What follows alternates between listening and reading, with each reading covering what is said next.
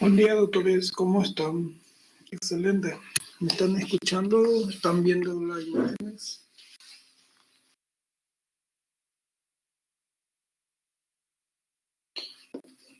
Bueno, hoy vamos a dar continuidad a nuestra clase. Vamos a hablar de las patologías paratiroideas.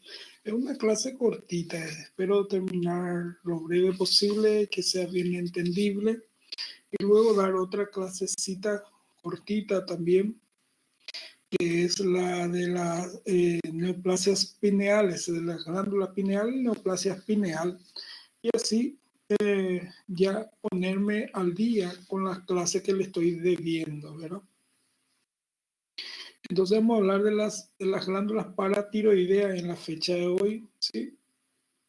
Las glándulas paratiroideas tienen como función endocrina, sobre todo, mantenimiento de la concentración del calcio en el líquido extracelular, ¿sí?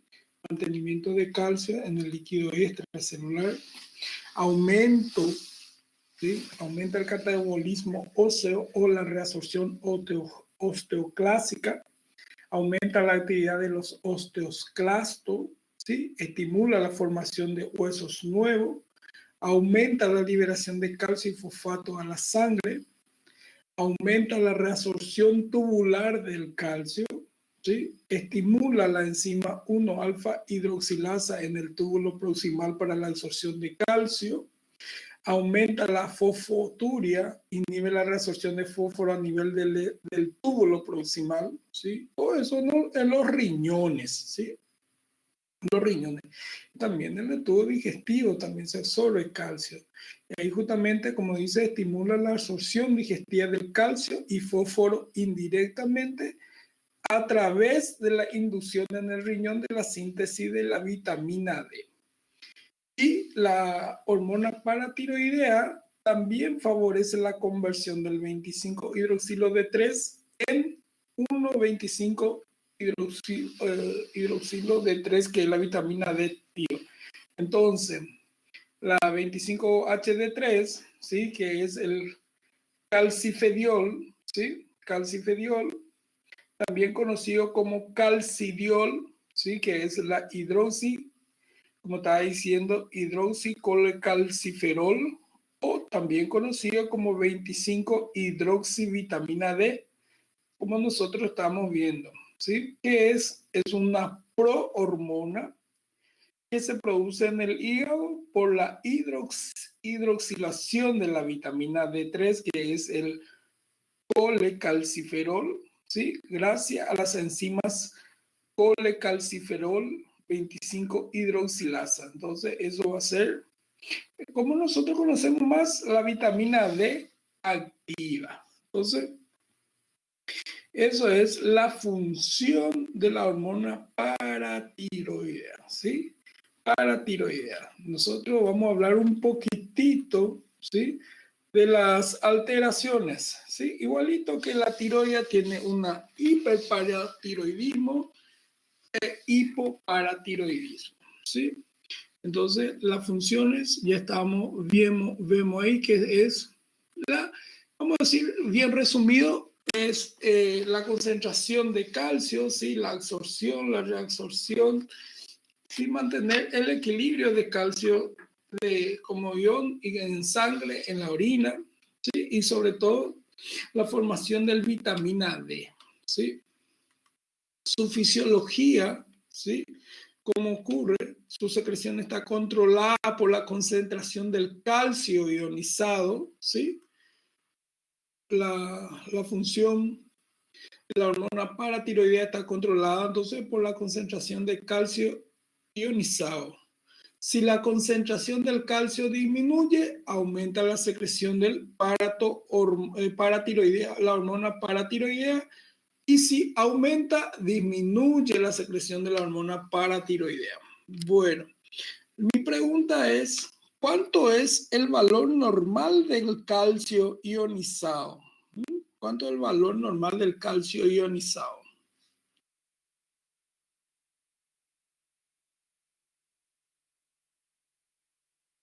¿Cuánto es el valor normal? Me imagino que en fisiología habrán dado eso. ¿Cuánto es el valor normal del calcio. ¿Alguien sabe?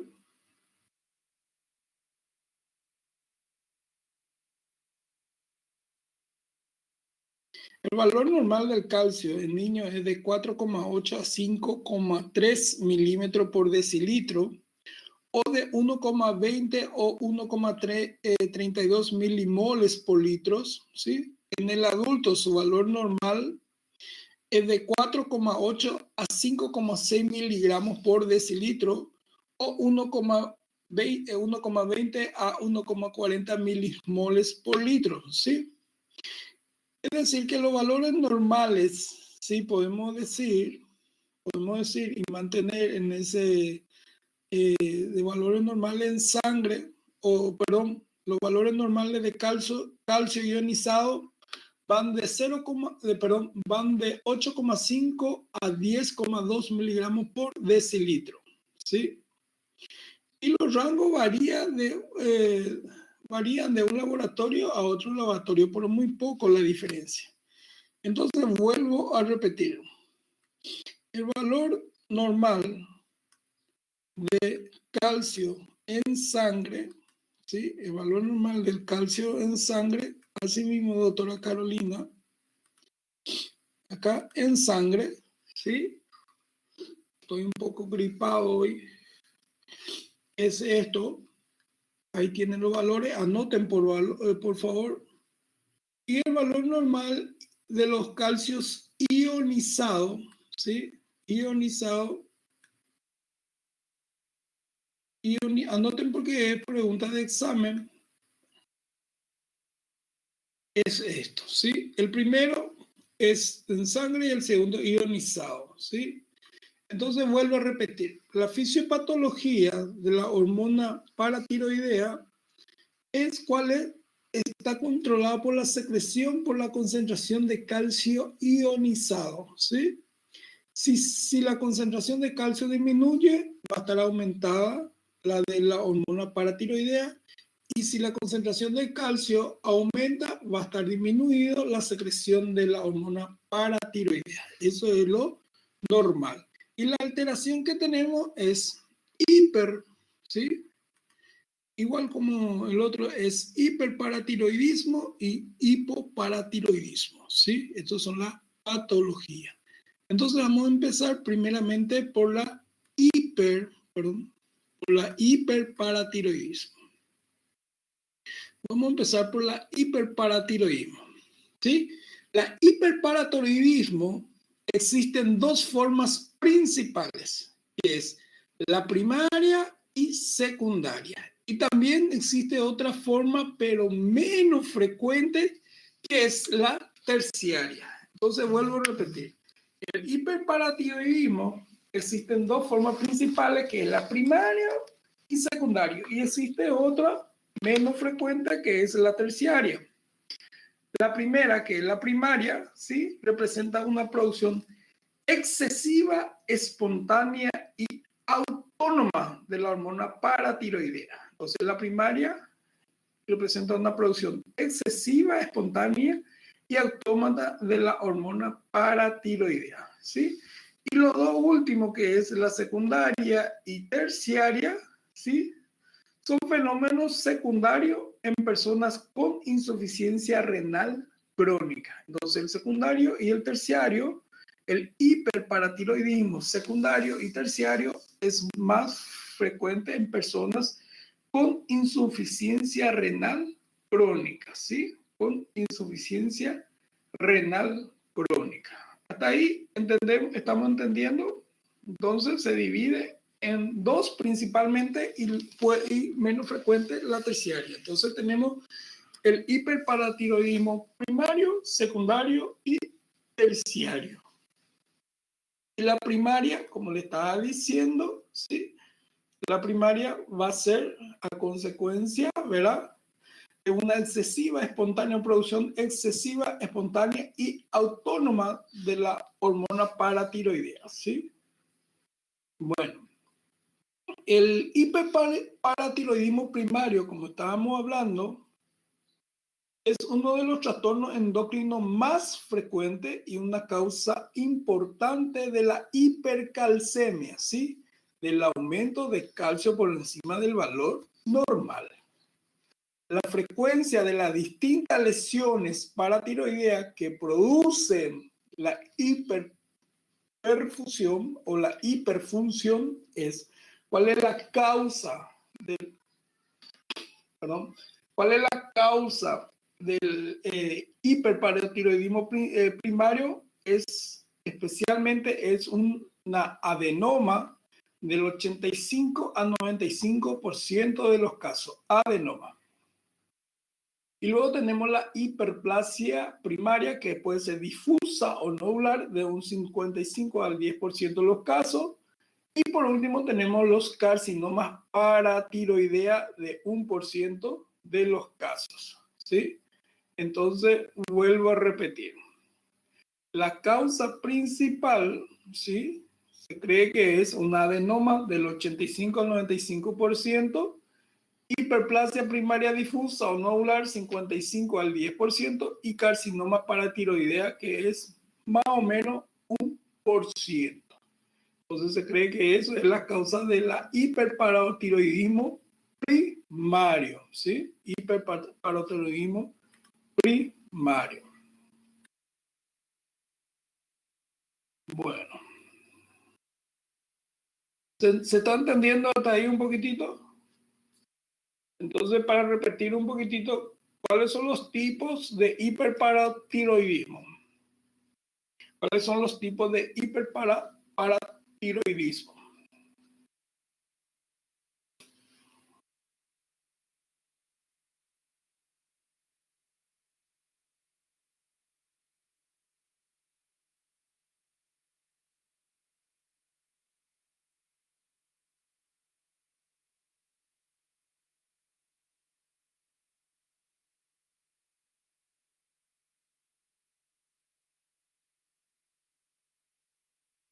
Primero, segundo, tercero. Excelente, doctora María Carolina. Excelente. Excelente, María Gabriel.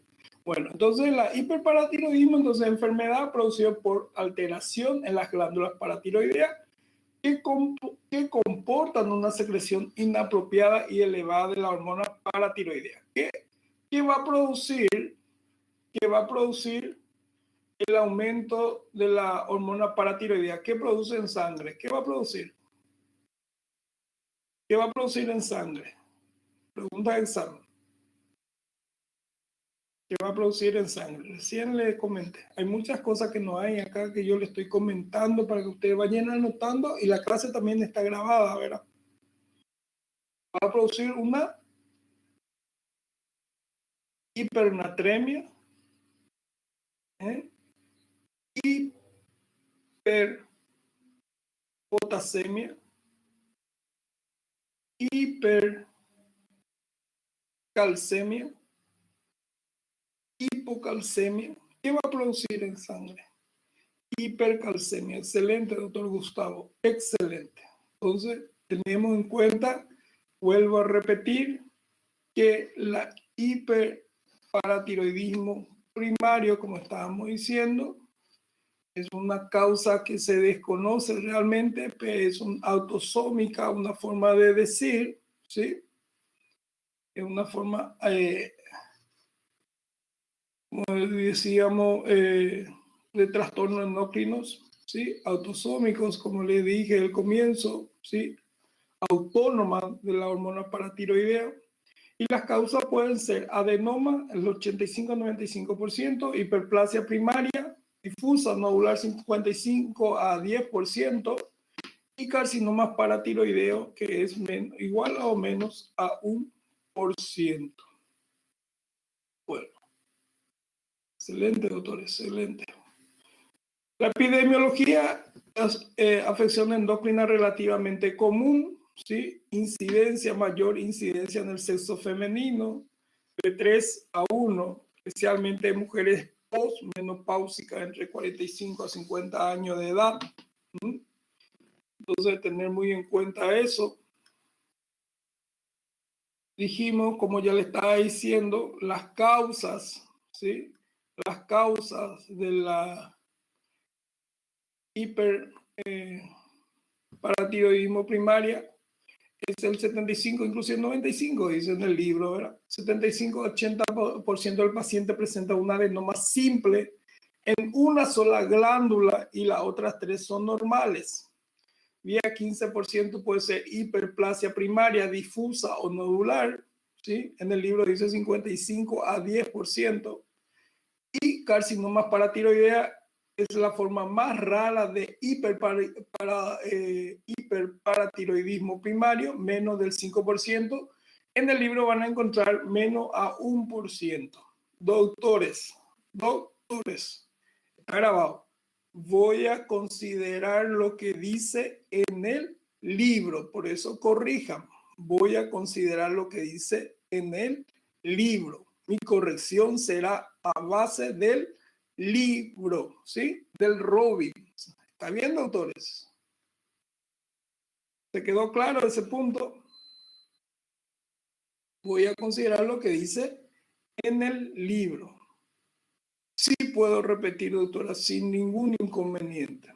La etiología o la causa de la hiperparatiroidismo primario es adenoma, como estamos viendo ahí, del 85 a 95%, ¿sí? Y luego es la hiperplasia primaria, puede ser difusa o nodular entre 55 al 10% de los casos. Y por último, la carcinoma paratiroidea, que es lo más raro que pueda ocurrir, ¿sí? Lo más raro, la forma más rara del hiperparatiroidismo primario, menos de 1%, 1, ¿sí? 1%. ¿Está bien clarito ese punto? ¿Mm? Bueno, ¿se entendió ese puntito? Sí, excelente. Estábamos diciendo que los síndromes genéticos asociados con la hiperparatiroidismo, por decir, tenemos un hiperparatiroidismo familiar asociado con el gen MEN1 inactivo y el NEM2, mutaciones activadas en los receptores del tirosisinasa. ¿Qué quiere decirnos ahí? ¿Qué quiere explicarnos? Que la causa más frecuente del hiperparatiroidismo primario es un adenoma paratiroideo solitario esporádico no familiar. Sí, vuelvo a repetir. La causa más frecuente del hiperparatiroidismo primario es un adenoma paratiroideo solitario esporádico, ¿sí? No familiar, aunque los síndromes familiares son la segunda causa a gran distancia del hiperparatiroidismo primario.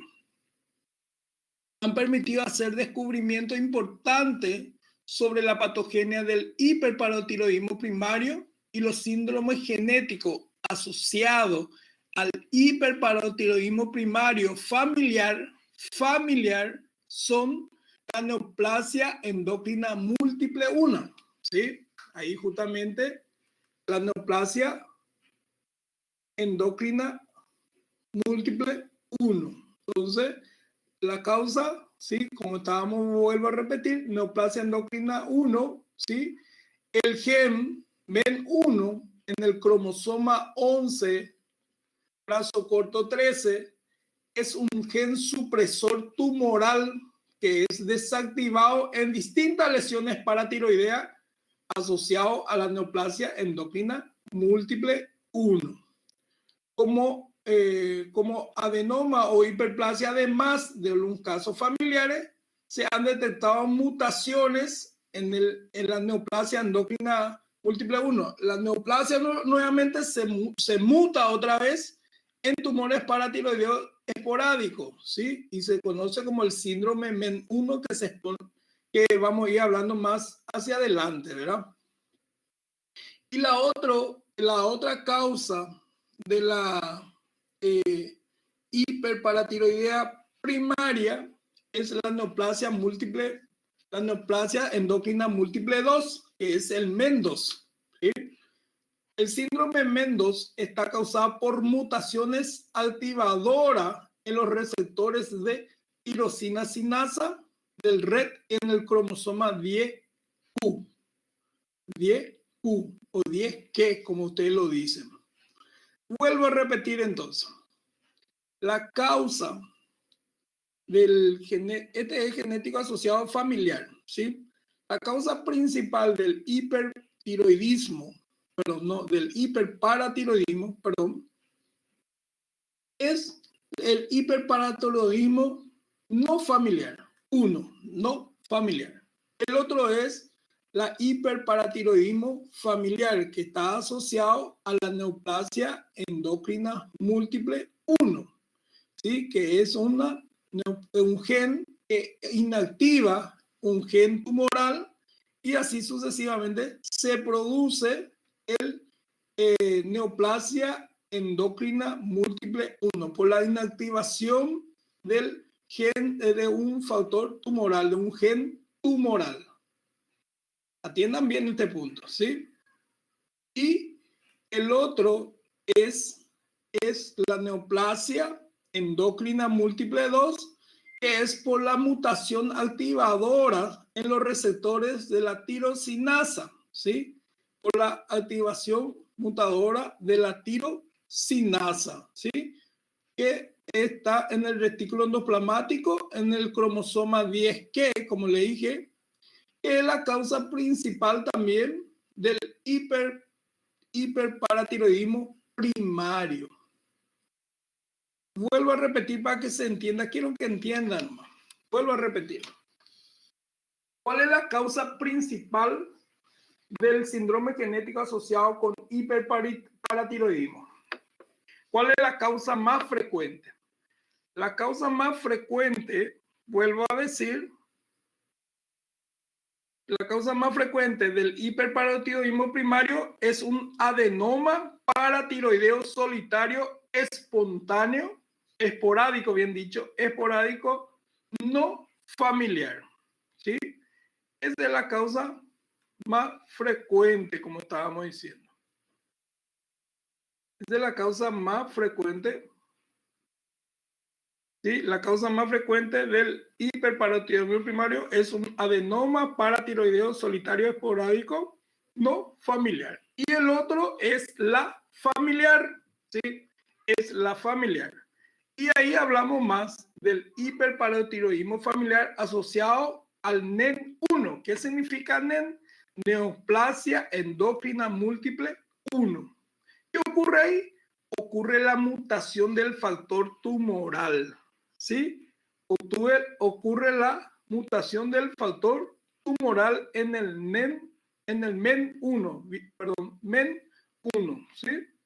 ¿Qué ocurre?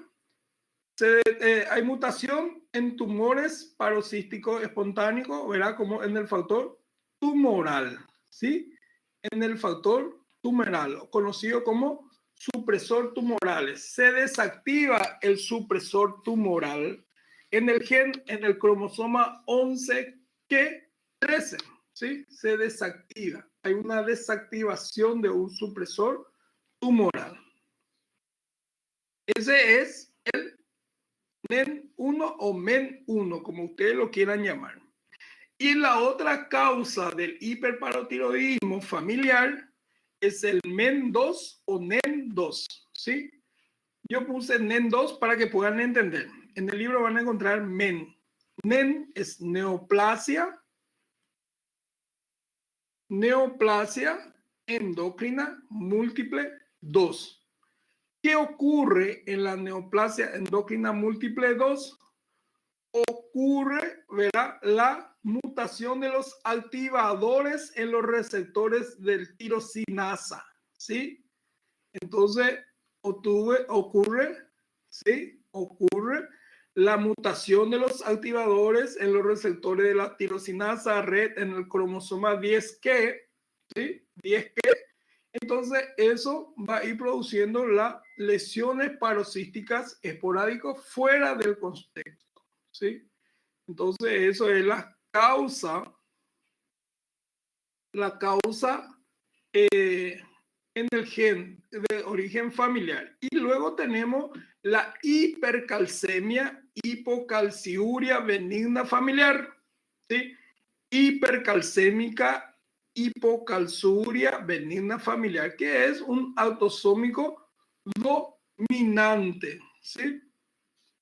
La hipercalcemia, hipocalciuria familiar es un trastorno autosómico dominante, como ya estábamos diciendo, caracterizado por la hiperfunción paratiroidea por descenso de la sensibilidad al calcio extracelular, ¿sí? La mutación ocurre en la inactivación del gen de los receptores sensibles a calcio. Receptores sensibles a calcio. ¿Cómo se llama? Se llama CAS.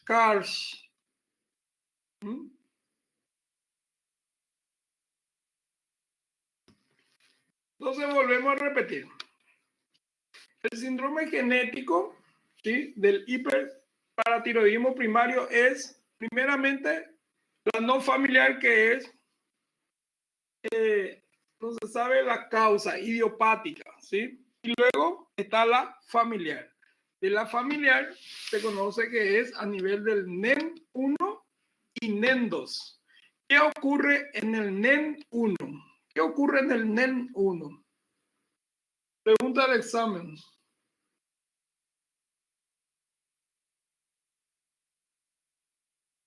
¿Qué ocurre en el NEN1? ¿Dónde va a ocurrir la mutación en el NEN1? Participen así conmigo para que termine rapidito la clase.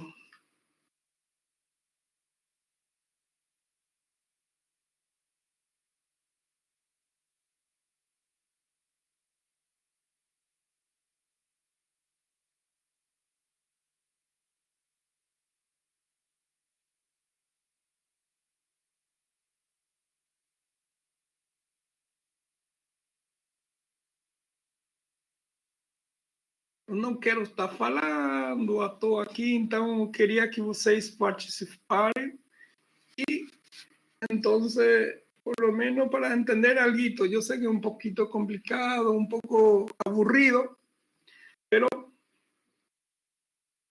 exactamente, doctor Gustavo, ocurre una mutación en el gen supresor tumoral. Y en el NEN2, ¿qué ocurre?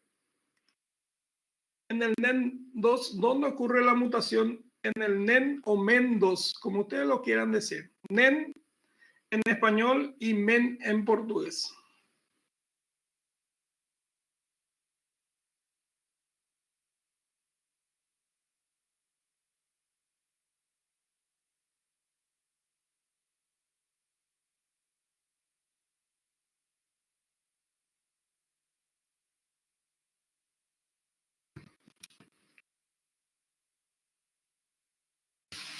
En el NEN2, entonces va a ser por mutaciones activadoras en los receptores de la tirosina sinasa, ¿sí? Tirosina sinasa. Es en el NEN2. Y en el 3, la hipercalcemia, hipocalciuria benigna familiar, que es un autosómico dominante, que quiere decir que va a pasar de uno a otra generación, va a ocurrir mutación en el CASH. ¿Qué significa CASH? Significa, dijimos que significaba, ¿sí? Gen de receptor sensible al calcio. Gen de receptor sensible al calcio. Entonces, eso es la alteración que ocurre, ¿verdad? Entonces tenemos mutación en el NEN1 o MEN1 en el gen supresor, en el NEN2 o en el MEN2 ocurre mutación activadora de los receptores de tirosina sinasa, y en el hipercalcemia, hipocalciuria benigna familiar va a ocurrir alteración, ¿verdad?, en los genes del gen de receptores sensibles al calcio. Entonces, la mutación es inactiva del gen de los receptores de calcio. ¿Se entendió más o menos hasta ahí? Eso es lo que yo quiero que más o menos ustedes entiendan. ¿Se entendió entonces más o menos qué ocurre en cada uno? Creo que el doctor Gustavo nomás está participando de la clase, pero igual Lo importante es que aprendan. Bueno, excelente. La fisiopatología del hiperparatiroidismo primario.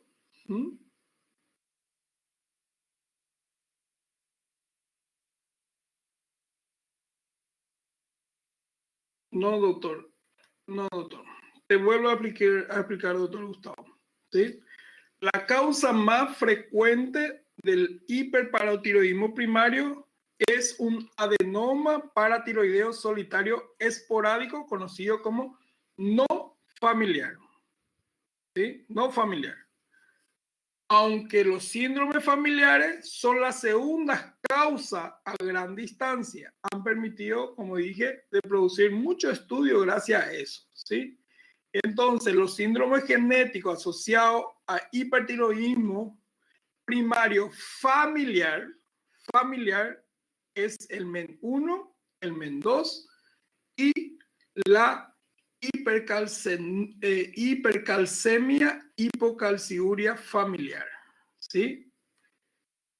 Entonces, este no familiar tenés que sacarle, doctor Gustavo. Está súper bien tu resumen, solo que es familiar, ¿sí? Familiar. Lo que dice que la no familiar es la causa, ¿sí? Pero no es idiopática la no familiar, es más bien por una adenoma solitario, ¿sí? Adenoma solitario. ¿Está bien? Bueno, la fisiopatología del hiperparotiroidismo primario, como estábamos hablando, es la pérdida del control del feedback, ¿sí? ¿Qué significa el control de feedback? El control del equilibrio, de la secreción, todo eso, ¿sí? Entonces, eso se cree, ¿verdad?, que es la causa, vamos a decirle, del hiperparotiroidismo. Primeramente, sería, como dijimos, va de la secreción de la hormona paratiroidea por el nivel del calcio extracelular. En la hiperplasia glandular, la sensibilidad para el calcio es normal en las células paratiroideas y el incremento en el número de células es el que lleva a la hipercalcemia.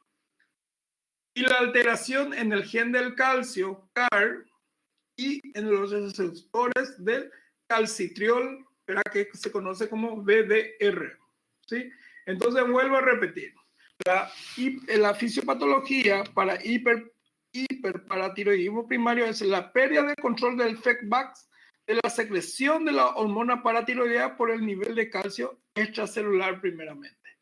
Y en la hiperplasia glandular, ¿qué ocurre? Que la sensibilidad para el calcio es normal. Pero como dice hiperplasia, ¿qué va a aumentar ahí? ¿Va a aumentar el volumen o el número en la hiperplasia? ¿Qué aumenta? El número. Entonces, al aumentar el número, ¿sí? Como dice ahí, justamente ahí ya dice, el incremento del número de la célula es que va a llevar a la hipercalcemia, ¿sí? Va a aumentar el número de células glandulares, entonces va a haber mayor número de calcio. Y la alteración en el gen del calcio, conocido como CAR, y en los receptores del calcitriol BDR. ¿Se entendió un poquitito entonces la fisiopatología de las hormonas paratiroideas? Bueno, continuamos entonces un poquitito en un resúmenes más para ir entendiendo un poquitito más.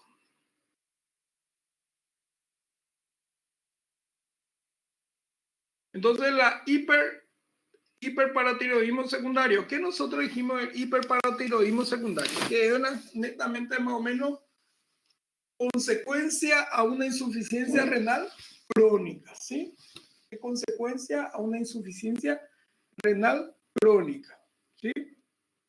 Entonces, resumiendo, ¿sí?, el hiperparatiroidismo secundario está causado por cualquier trastorno que produzca hipocalcemia crónica, lo que a su vez provoca una hiperactividad compensadora de las glándulas paratiroides y que generalmente se ve en la insuficiencia renal y es con diferencia de la primera causa de la hiperparatiroidismo secundario, aunque hay otros. ¿Cuáles pueden ser otras causas? Como el consumo dietético inadecuado de calcio, falta de consumo de calcio, la esteatorrea, hígado graso, ¿sí? Y la deficiencia de la vitamina D. También puede producir una hiperparatiroidea secundario, ¿sí? Los mecanismos por la insuficiencia renal crónica produce una hiperparatiroidismo secundario son complejos y no bien conocidos hasta la fecha, ¿sí? Y la insuficiencia renal crónica se asocia a una disminución de la excreción de fósforo que causa una hiperfosfatemia. La concentración elevada de fosfato reduce de modo directo la concentración sérica de calcio y estimula la activación de las glándulas paratiroideas. Y además, la pérdida del parénquima renal disminuye la disponibilidad del alfa-1 hidroxilasa necesaria para la síntesis de la forma activa de la vitamina. ¿Qué vitamina? ¿Cuál vitamina? Que a su vez disminuye la absorción intestinal del calcio. Entonces, el déficit o la disminución de la disponibilidad de la alfa-1 hidroxilasa, ¿qué va a producir? ¿Disminución de cuál vitamina? La disminución de la alfa-1 hidrolasa va a producir, ¿qué va a producir? Disminución de la absorción intestinal, ¿sí? ¿De cuál vitamina? Específicamente para la formación de cuál vitamina.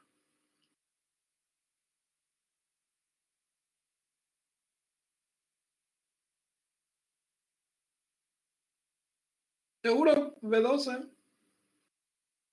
No es vitamina D. Ahí cambia. Vitamina D. Sí, vitamina D. Vamos a prestar un poquitito atención. Sí, vitamina D, por favor. Sí. Entonces, la causa real de la hiperparotiroidismo secundario va a ser prácticamente o netamente una insuficiencia renal crónica. ¿Sí? Entonces, esa insuficiencia renal crónica va a producir una hiperfosfatemia, ¿sí? Porque va a ser disminución de absorción de fósforo y al ocurrir una hiperfosfatemia, aumento de fósforo en sangre, va a disminuir ¿qué va a disminuir ahí? ¿Qué va a disminuir, dijimos? La concentración sérica de calcio, ¿sí? Va a disminuir la concentración sérica del calcio. Y esa concentración sérica disminución de la concentración sérica del calcio va a estimular a la hormona paratiroidea. Entonces, a consecuencia de eso, vamos a tener una hiperparatiroidismo secundario a una insuficiencia renal. Y también pueden existir otras causas, ¿sí? Que no es netamente insuficiencia renal. No se sabe precisamente cuál es también la metodología o cómo ocurre la hiperparatiroidismo secundario de la insuficiencia renal, pero se cree esa hipótesis que le estamos diciendo. Y otra cosa también puede ser secundario, el hiperparatiroidismo secundario puede ser porque por la mala alimentación, ¿sí? Puede ser por la mala alimentación, déficit de calcio en la alimentación, puede ser por una esteatorrea, ¿sí? O puede ser también por la déficit de vitamina D, ¿sí? Puede ser también por déficit de vitamina D. Bueno, acá hice un resumen para que se puedan entender un poquitito. Entonces, hiperparatiroidismo secundario, insuficiencia renal crónica, como dije, vamos a tener un osteodistrofia renal, ¿sí? Va a haber un depósito anormal de aluminio en el esqueleto, lesiones isquémicas en piel y otros órganos, alteración de la vitamina D, síntesis de 1,25 hidroxilo, como estábamos diciendo, y también vamos a tener una hipersecreción de la hormona, de la aparato hormona. ¿Por qué iba a haber la hipersecreción? ¿Cuál era la causa, dijimos? de la hipersecreción. ¿Cuál era la causa?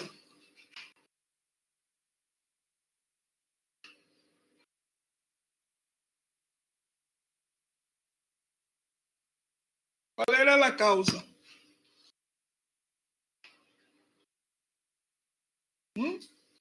Dijimos que es por el aumento de ¿qué? De fósforo, ¿sí?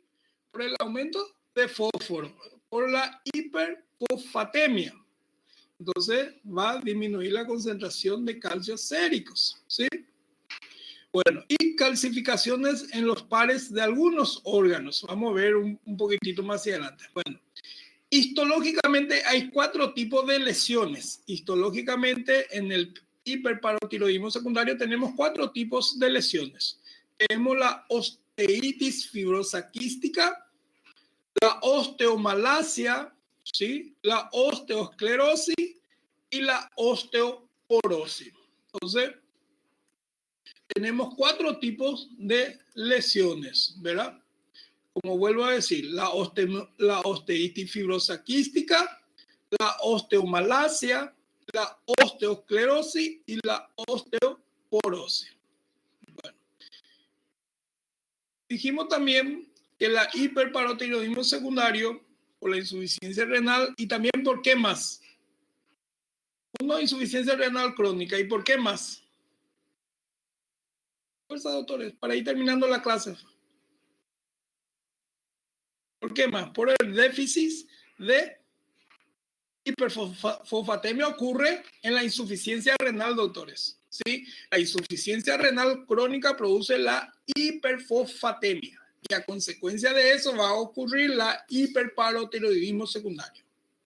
A consecuencia de eso va a ocurrir la hiperparotiroidismo. Otro es, dijimos, por el déficit en la dieta de calcios y también por vitamina D, déficit de la vitamina D y también por esteatosis. Acá tenemos una déficit prolongada de vitamina D, ¿sí? Que es la disminución crónica de la calcemia, que va a producir un raquitismo o una osteomalacia. Miren un poquito, miren la pierna de los niños. Miren. Es bastante angulado. Esos meninos aquí no van a poder ser goleiro. No van a poder ser goleiro. Frango en cada juego. Entonces, vuelvo a repetir, otra causa del hiperparatiroidismo secundario es también por la déficit de la vitamina D y especialmente de la déficit de la vitamina D prolongada. Como vemos acá, vamos a tener, ¿sí? Raquitismo u osteomalacia. Miren cómo se observa. Y la radiografía tienen hacia su derecha y la imagen de los niños hacia la izquierda. ¿Sí? ¿Se entendió un poquitito hasta ahí? Bueno. ¿Cuál era la otra causa menos frecuente de hiperparotiroidismo? ¿Cuál era la otra causa menos frecuente? La terciaria. Excelente, doctora. La terciaria era la menos frecuente. Y la terciaria es la complicación de la secundaria. La terciaria es la complicación de la secundaria.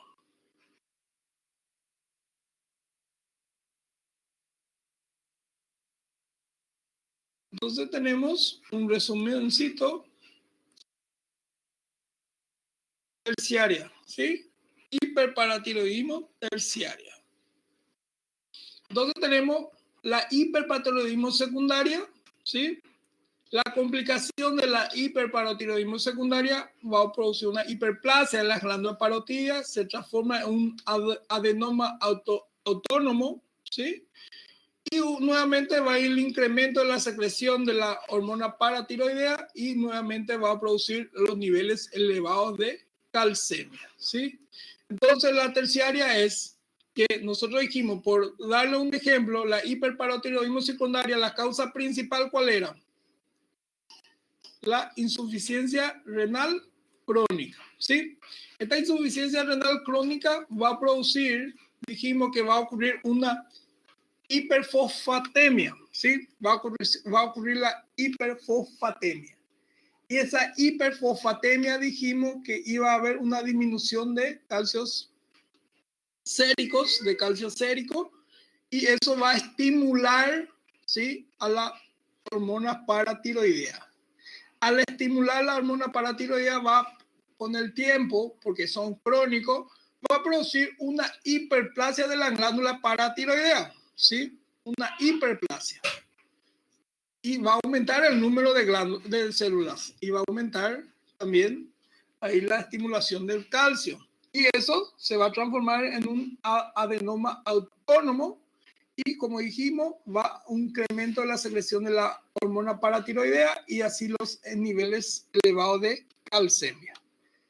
Entonces, el hiperparatiroidismo secundario produce el aumento de la estimulación de la hormona paratiroidea. Pero la hiperplasia de la glándula, consecuencia de este, ya lo vamos a decir terciario, ¿sí?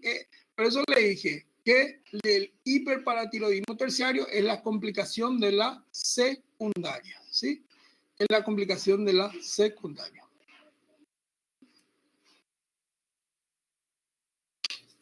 Entonces, la hiperparatiroidismo terciario, vamos a tener, como estábamos diciendo, estadio avanzado de la insuficiencia renal crónica, deficiencia nutricional crónica de vitamina D y también cirrosis biliares primarias, ¿sí?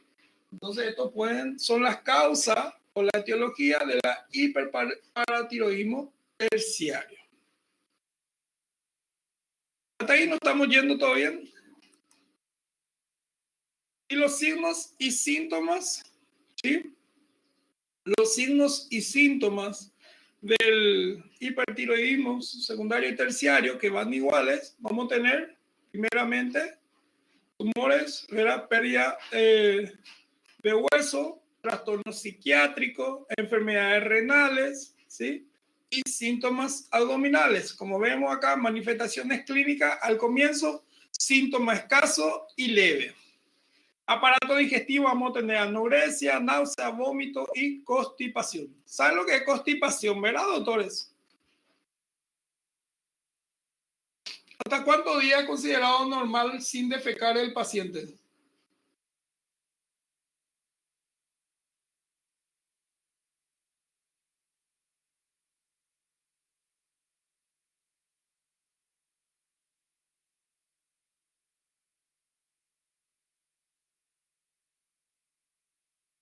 Hasta 3 días.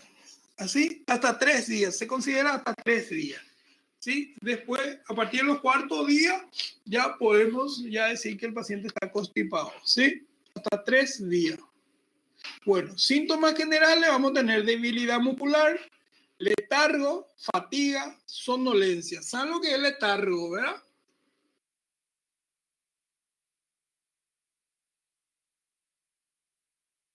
¿Qué es letargo?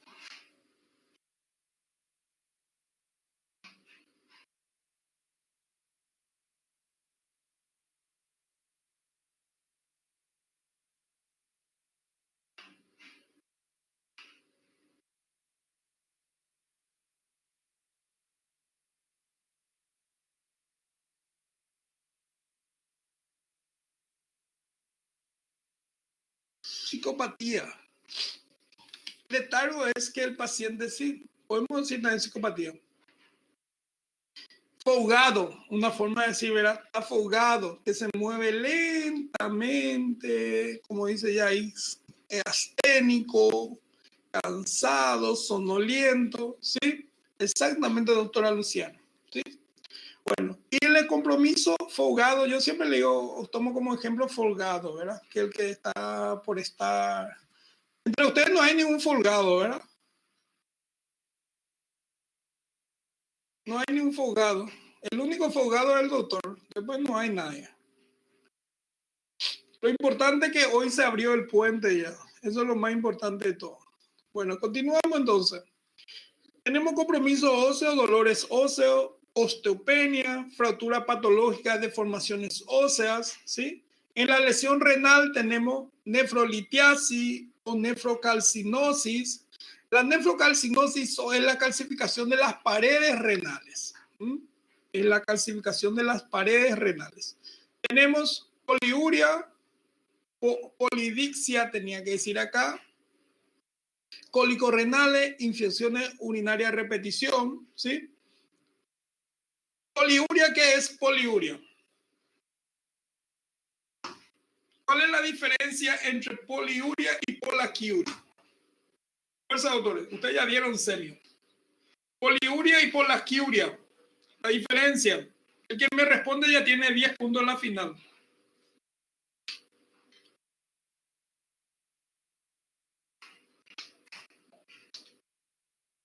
¿Cómo? No es, doctor Wesley, no es la forma correcta. Término médico, fuerza. Término médico, poliuria.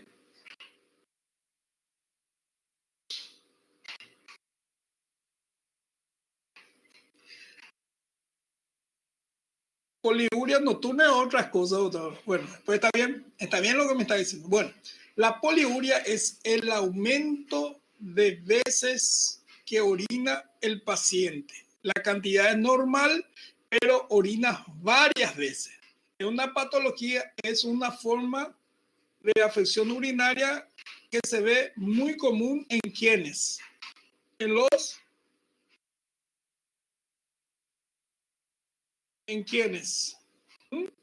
diabéticos. Y polaquiuria, entiendan bien, polaquiuria es cuando el paciente orina cada rato, pero chiquito, poquito. ¿Se entendió? Y es muy frecuente en los pacientes con infecciones urinarias. Poliuria y polaquiuria, esa es la diferencia. ¿Se entendió un poquitito? ¿Y polidixia?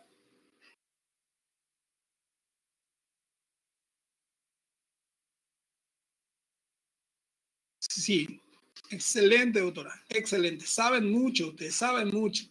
Son fogados nada más. Bueno, al examen físico, entonces podemos encontrar normal a los pacientes. Podemos encontrar hipertensión arterial, ¿sí? Depósito de fosfato cálcico en la córnea, pero es raro eso, ¿sí? Es muy raro, pero podemos encontrar.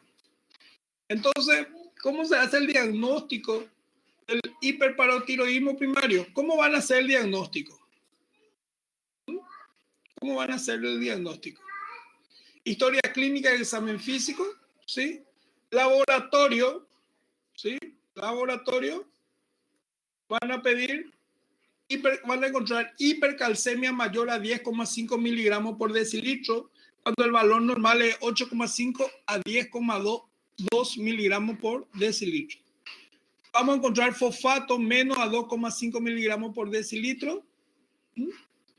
Vamos a pedir método de imagen, ecografía del cuello, una centellografía con taliotecnio que se llama Sestamibi, que va a detectar el adenoma, tiene una sensibilidad de 60 a 80%, una tomografía computarizada y una resonancia magnética. Una resonancia magnética. Entonces, eso es el diagnóstico de hiperparatiroidismo primario. ¿Y cómo vamos a hacer un diagnóstico final? ¿Sí? Un diagnóstico definitivo del hiperparatiroidismo. ¿Cómo vamos a hacer un diagnóstico definitivo? A través del dosaje de la hormona paratiroidea circulante en el plasma por estudio inmunoradiométrico que se llama IRMA. ¿Sí? Medición de la hormona paratiroidea circulante en plasma por estudio inmunoradiométrico que se llama IRMA, y también por los inmunoquimioluminoscencia que se llama IGMA. Entonces, a través de estos estudios específicos vamos a hacer un diagnóstico definitivo. La radiografía simple de abdomen, podemos encontrar litiasis renal, nefrocalcinosis, como le dije, calcificaciones por la pared del riñón, ¿sí? también en la ecografía vamos a encontrar esto, ¿sí? En la ecografía, y esto ni qué decir. Radiología ósea, vamos a encontrar desmineralización ósea generalizada o quiste óseo por remodelamiento. También podemos encontrar osteitis fibrosa quística, ¿sí? La osteitis fibrosa quística son reabsorción superióstica que se ve en falange, tercio externo de la clavícula y cuello femoral. También podemos encontrar en cráneo con imagen de sal y pimienta, quiste y tumores pardos en el usos largo. Entonces la osteitis fibrosa quística también es una forma de diagnóstico definitivo de la de la hiperparatiroidismo. Y acá tienen un poquitito la imagen radiológica de lo que le acabo de mencionar. Miren. Acá. Estos son calcificaciones, quistes. Estos son los quistes que le acabo de mencionar, ¿sí? La quiste fibrosa, osteitis fibrosa quística, ¿sí? Osteitis fibrosa quística. Bueno.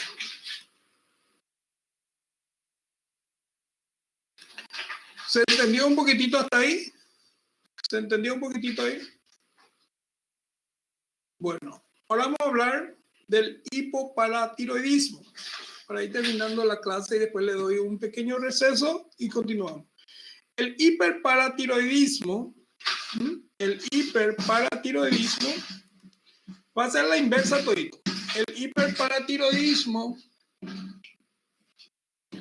engloba un grupo de enfermedades con déficit en la secreción de la hormona paratiroidea, que condiciona la disminución en la calcemia cuando la alteración no radica en la secreción de la hormona paratiroidea, sino en una resistencia de los órganos periféricos a su acción, y el cuadro se denomina pseudo-hipoparatiroidismo. Vuelvo a repetir. El hiperparatiroidismo engloba un grupo de enfermedades con déficit en la secreción de la hormona paratiroidea, que condiciona la disminución de la calcemia. Entonces, eso es hipoparatiroidismo. Y también cuando hay alteraciones que no radican en la secreción de la hormona paratiroidea, sino más bien está en los órganos periféricos su acción, entonces a eso se le va a llamar pseudo-hipoparatiroidismo. ¿Entendieron un poquitito? Cuando el problema es netamente en la secreción, en el déficit de la secreción de la hormona paratiroidea, se llama hipoparatiroidismo. Pero cuando el problema no es en la secreción de la hormona paratiroidea, sino en otros órganos periféricos, vamos a llamarle pseudo-hipoparatiroidismo. ¿Sí? Pseudo-hipoparatiroidismo. Entonces, el hipoparatiroidismo, como estábamos diciendo, es bastante, pero menos frecuente que el hiperparatiroidismo. El hipoparatiroidismo adquirido es casi siempre una consecuencia inadvertida que ocurre en la cirugía, ¿sí? Generalmente ocurre en la cirugía de las tiroides, ¿sí? Y además hay varias causas genéticas también que pueden producir el hiperparatiroidismo, ¿sí? El hipoparatiroidismo provocado por la cirugía se desarrolla tras la extirpación inadecuada de todas las glándulas paratiroideas durante una tiroidectomía, resección de las glándulas paratiroideas por profundizar con ganglios linfáticos durante una disección cervical radical por cáncer o extracción de una proporción excesiva de tejido paratiroideo en el tratamiento de la hiperparatiroidismo terciario. Es la causa principal del hipoparatiroidismo, es de una extirpación quirúrgica, la más común durante una tiroidectomía, ¿sí? La extirpación de las glándulas paratiroideas. Especialmente, como estábamos diciendo, de la hiperparatiroidea terciaria. Entonces se quiere extirpar la glándula paratiroidea y se hace la resección total o se quiere extirpar las glándulas vecinas y, los ganglios vecinos, entonces se hace mal la resección y entonces puede producir eso. Yo le dije de las glándulas tiroideas, es la costumbre nada más, es de las glándulas paratiroideas, ¿sí? Glándula paratiroidea. Lo que ocurre, entonces, la causa principal es de la hipotiroidismo, es durante la quirúrgica. Puede ser considerado como una iatrogénica. ¿Sí? ¿Saben lo que es iatrogénica, verdad, doctores? Iatrogénica. Y la otra causa, como estábamos diciendo, es del hipoparatiroidismo autoinmunitario, ¿sí? Que se asocia a menudo a candidiasis mucocutánea crónica e insuficiencia suprarrenal primaria, o también en un síndrome denominado síndrome poliendocrino autoinmunitario, ¿sí? También puede ser. O también otra causa, ¿sí? También puede ser por mutaciones en el gen regulador de los autoinmunitarios. Y otra causa también del hipoparatiroidismo puede ser una hipoparatiroidismo autosómico dominante, que está causado por mutaciones por el potencial la función del receptor sensible al gen CARS. ¿Se recuerdan al gen CARS? También puede ser que va a producir una inactividad del gen receptor sensible de calcio inapropiado por una sensibilidad anormal al calcio, suprime la función de la hormona paratiroidea y produce la hipocalcemia hipercalciuria. También puede producir.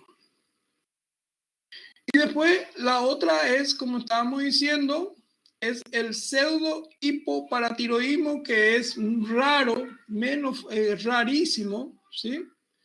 Rarísimo. El pseudo hipoparatiroidismo, nosotros dijimos que la sensibilidad o la hormona paratiroidea, la secreción de la hormona paratiroidea está normal, pero los órganos periféricos son los receptores, los órganos periféricos son los que están alterados. Entonces, en el trastorno del hipoparatiroidismo está causado el pseudo hipoparatiroidismo por una resistencia de los órganos diana a la acción de la hormona paratiroidea. De hecho, la concentración de la hormona paratiroidea es normal o alta. En una forma de pseudo, como dijimos, hipoparatiroidismo, hay resistencia multihormonal de los órganos diana de la hormona estimuladora tiroides, a las hormonas estimuladoras leutinizantes, ¿sí? Y además a la hormona paratiroidea.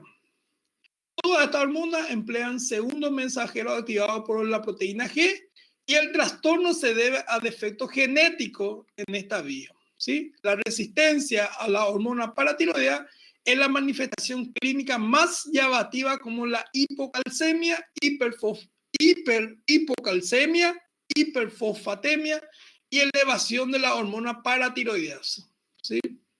Entonces, a eso le vamos a llamar,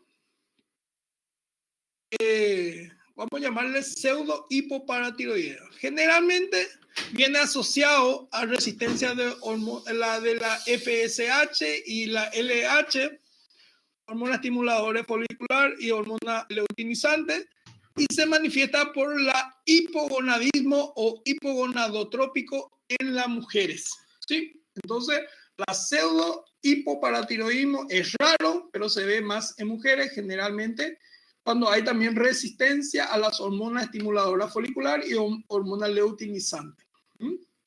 Entonces, sí o sí también viene la resistencia a la hormona paratiroidea. Entonces, generalmente se ve en los hipogonadismos o hipogonadotrópicos en las mujeres. Bueno, continuamos entonces un poquitito. Voy a terminando ya. Como estábamos diciendo, el hipoparatiroidismo postquirúrgico, que es la resección bilateral extensa, ¿sí? de la hormona paratiroidea generalmente ocurre en la carcinoma de tiroides, laríngeo y esofágico, menos frecuente en cirugía de hipertiroidismo o de nódulo tiroideo unilateral, cuando se extrae un lado nada más, ¿sí? Incidencia de 1 a 5% de todas las cirugías de las tiroides, ¿sí? El hipoparatiroidismo transitorio, el 33%, o permanente, ¿sí? Puede ser permanente, y a veces se desarrolla luego de varios años recién. Los descensos de la calcemia se observan después de una cirugía, después de 24 a 48 horas después de la cirugía, ¿sí?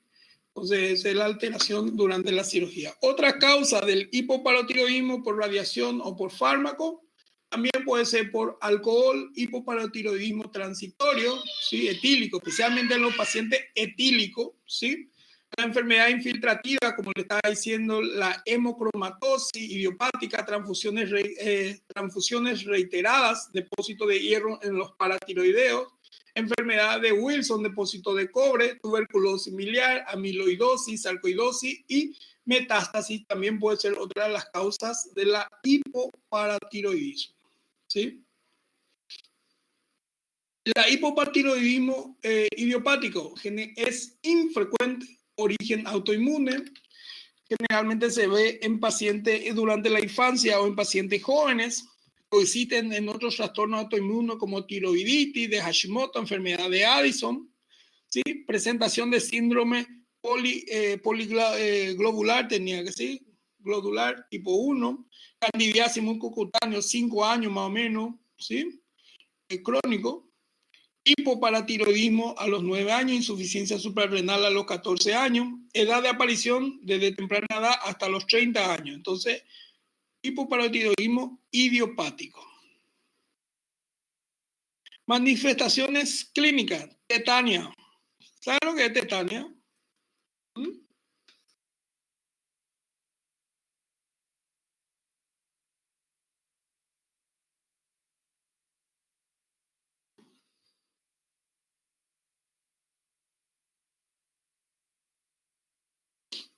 ¿Saben lo que es tetania? No. Sí, también, pero son contracturas musculares involuntarias, ¿sí? Contracturas musculares involuntarias, eso significa la tetania. Obvio que era déficit de calcio, ¿sí? Pero eso se observa en la hipocalcemia, ¿sí? Por eso se observa en la hipoparatiroidea, ¿sí? Entonces son contracciones involuntarias, especialmente en las manos y en los pies, ¿sí? Bueno, convulsiones, espasmo carpopedal, cambio de personalidad, deterioro mental, larga evolución sin tratamiento, se ve esto que cambio de personalidad y deterioro mental, calcificación de los ganglios basales, ¿sí? Lesiones dermatológicas, cabello fino, calvicie focal, piel gruesa, seca y frágil, uña quebradiza, ¿sí? Estos que están en amarillo son los más patognomónicos del hipoparatiroidismo, ¿sí? Aplasia dentaria o hipoplasia dental, catarata en un tercio de los pacientes, signo de Trousse o de Bostex, ¿sí? Hiperreflexia espamolaringeo, que es signo de Trousse y signo de Bostex.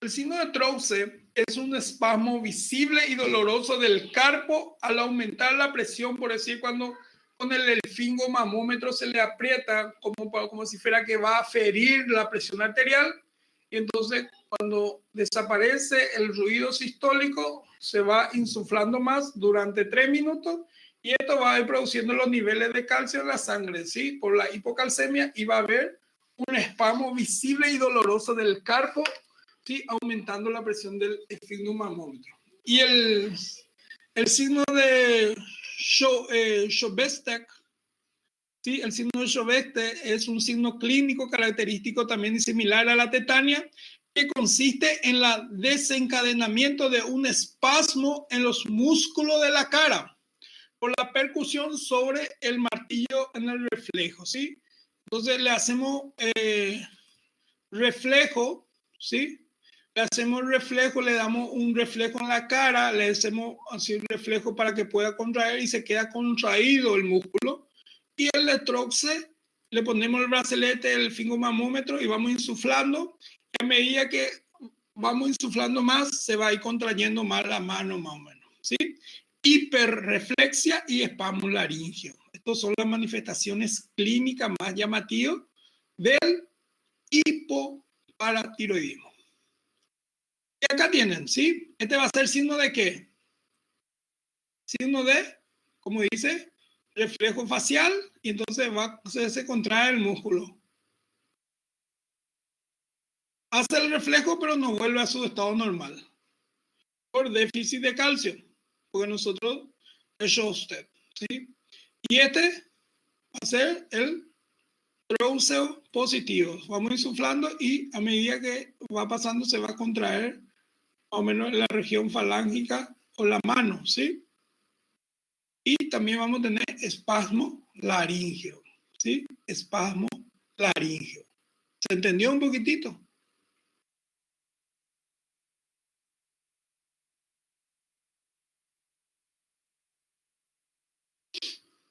Examen complementario, hipocalcemia, vamos a tener de 6 a 6,5 miligramos por decilitro, hiperfosfatemia mayor a 4,5 miligramos por decilitro, calciuria disminuida, disminución de 80 miligramos en 24 horas, fosfatasa alcalina en el límite inferior de la normalidad, y marcadores de reabsorción ósea como la hidroxiprolina va a estar disminuida, ¿sí? Como la hidroxiprolina va a estar disminuida.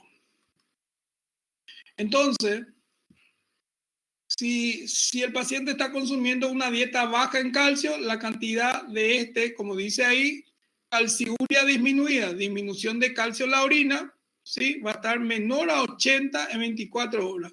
Cuando el valor normal es entre 50 a 150 miligramos por decilitro, dice en el libro, ¿verdad? Pero por debajo de 80 ya podemos ir considerando calciuria, ¿sí? Calciuria. Y como siempre, el valor normal puede variar de un laboratorio a otro. ¿Alguna pregunta hasta acá?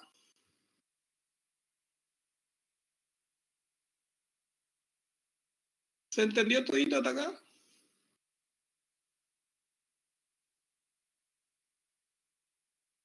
Hello.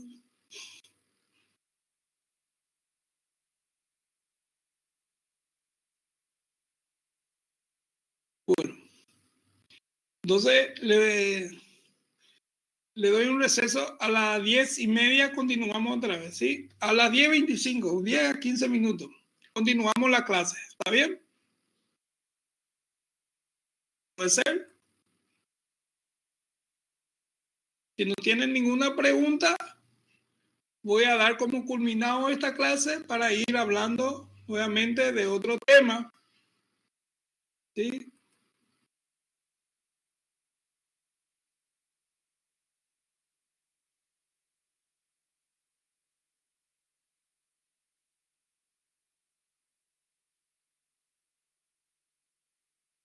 Gracias, José Eduardo. Gracias. Entonces, ya vi cómo terminó la clase, pero si tienen alguna pregunta me pueden hacer otra vez, me pueden hacer. Y las 10:30 vamos a empezar la glándula pineal, ¿sí? Un 20 minutos máximo y ya terminamos la clase, ¿está bien? ¿Sí? Pueden tomar su café de mañana, tomar agua, tomar tereré y dentro de media hora empezamos otra vez. Perfecto.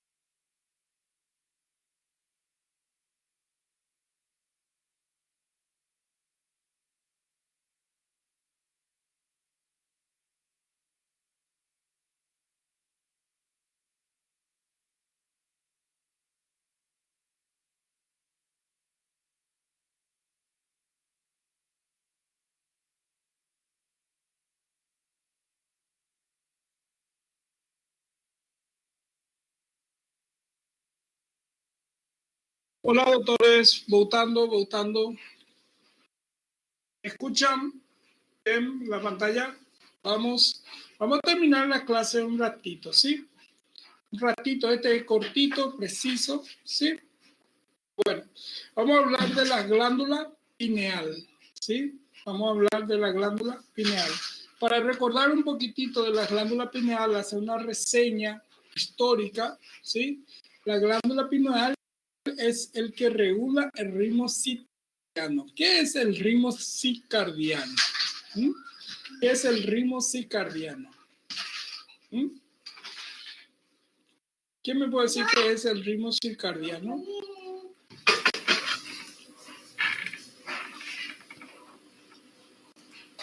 ¿Alguien?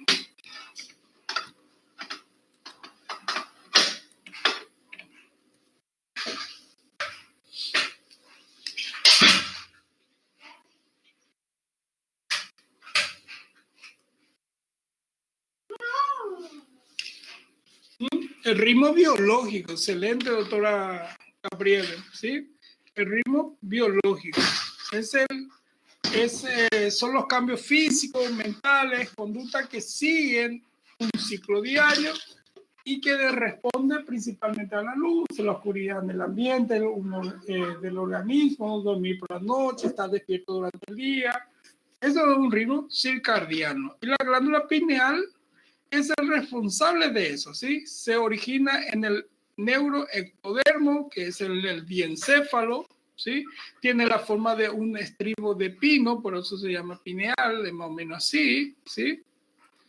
Mide aproximadamente de 5 a 8 milímetros de largo, de 3 a 2 milímetros de diámetro y pesa aproximadamente 100 a 200 miligramos. Entonces, eso es el resumen completo de la glándula pineal, histológicamente hablando, ¿sí? Y consta de células gliales y pinealocitos, ¿sí? Entonces, constan de células gliales, que es la intersticiales, y los pinealocitos, ¿sí?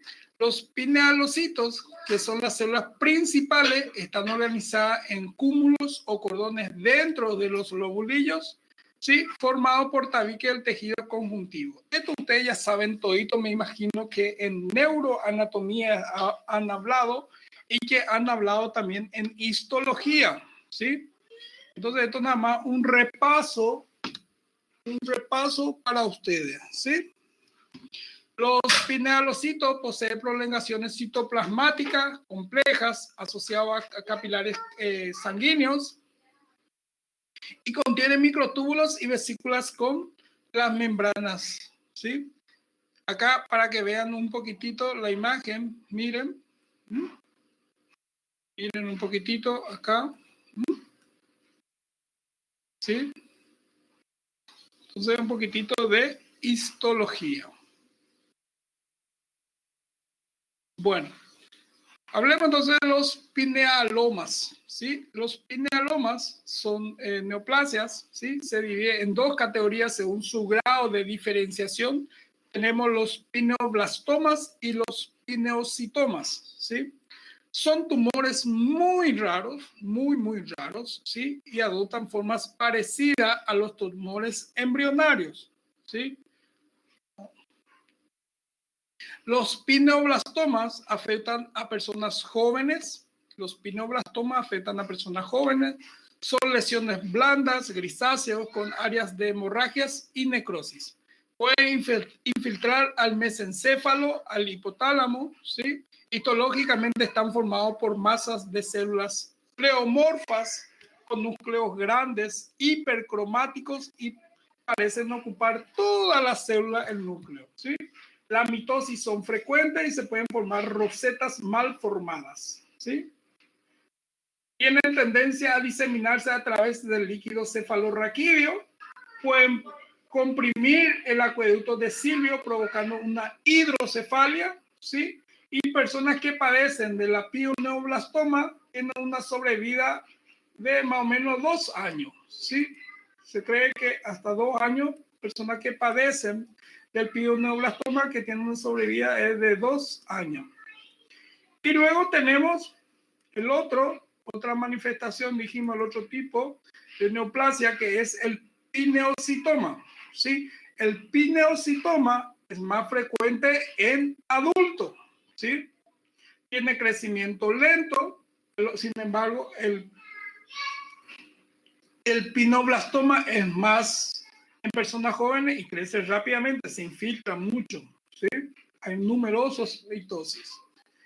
Son bien limitados con focos hemorrágicos, comprimen la estructura adyacente sin infiltrarla. Sin embargo, el pinoblastoma es bastante infiltrativo, ¿sí? Es bastante infiltrativo.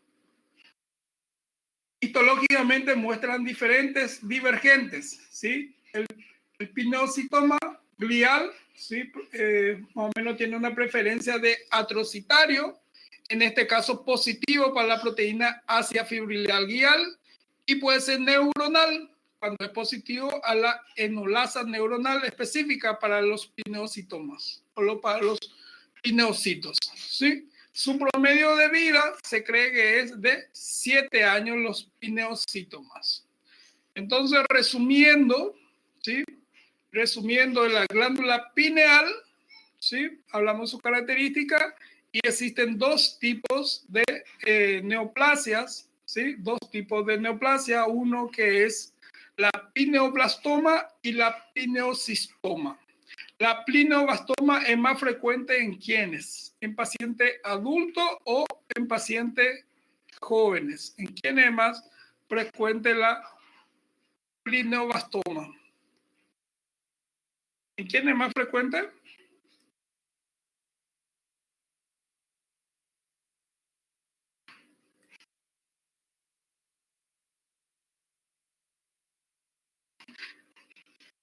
La pineocistoma es más frecuente en adultos, la pineoblastoma en jóvenes, ¿sí?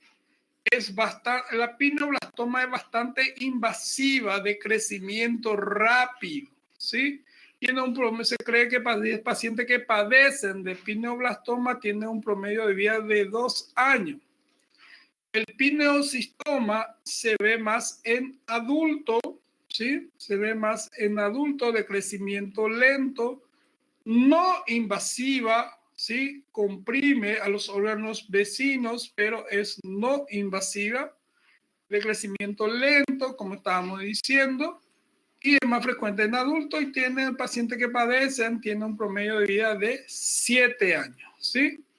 Entonces, y los dos adoptan formas parecidas a los tumores embrionarios. Son tumores bastante raros. ¿Se entendió? ¿Alguna pregunta hasta acá?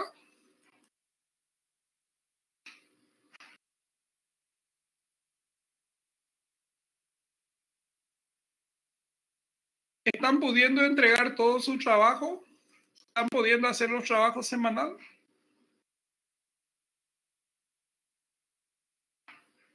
¿Alguna pregunta hasta acá? Entonces, hoy terminamos lo que es paratormona y la glándula paratormonal y la paratormona y la glándula pineal. Entonces, ¿puedo dar como culminado la clase de hoy?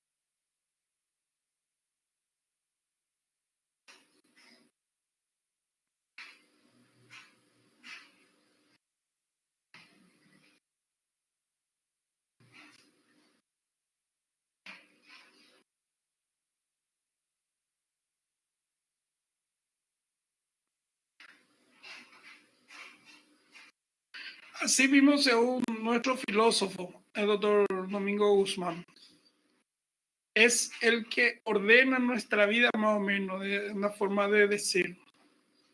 Bueno, doctores, desde ya agradecido por darle una clase más hoy. Muchísimas gracias, que pasen un buen fin de semana.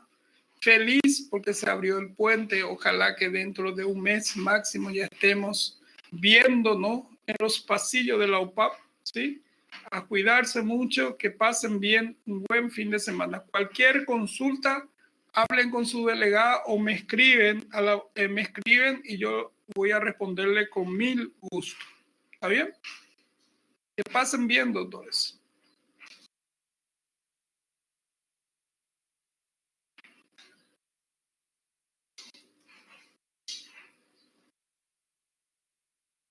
Hasta luego, hasta luego.